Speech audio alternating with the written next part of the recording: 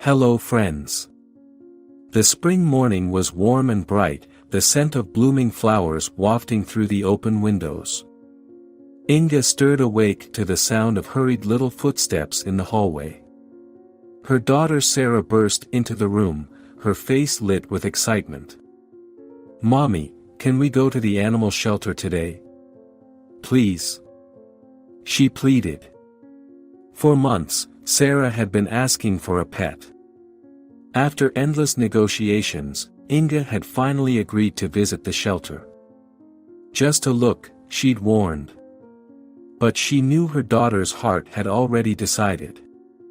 At the shelter, rows of cages lined the walls, each filled with eager barks or quiet meows. Sarah's eyes sparkled as she moved from one enclosure to the next. But then she stopped abruptly in front of a cage in the corner. Inside lay a pit bull, his body thin, his coat dull and patchy. His head rested heavily on his paws, his eyes half closed in resignation. "What about this one?" Sarah asked softly. Inga hesitated. "Sweetie, he looks sick. Maybe we should." Before she could finish, a shelter worker approached. "That's Duke. He's been through a lot. Abandoned, malnourished, and well, he's not been responding to treatment. Will he get better?" Sarah asked, her wide eyes brimming with concern. The worker hesitated. "We were actually planning to put him to sleep today. It might be Kinder no." Sarah's voice was firm, her small hands gripping the bars of Duke's cage.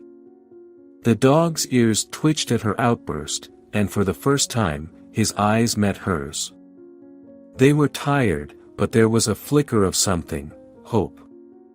"Please, Mom. Can we take him home? He just needs love," Sarah begged, tears shining in her eyes. Inga's heart ached. She knew the challenges ahead, but how could she say no to her daughter's compassion? "All right," she said finally. "But we'll need to do everything we can to help him." The days that followed were tough. Duke was weak and hesitant, flinching at sudden movements and barely eating. But Sarah was patient. She sat beside him every day, reading him stories, stroking his head, and whispering, "You're safe now, Duke. We love you." Little by little, Duke began to trust. His tail, once still, started to wag. His appetite returned, and his coat grew shinier.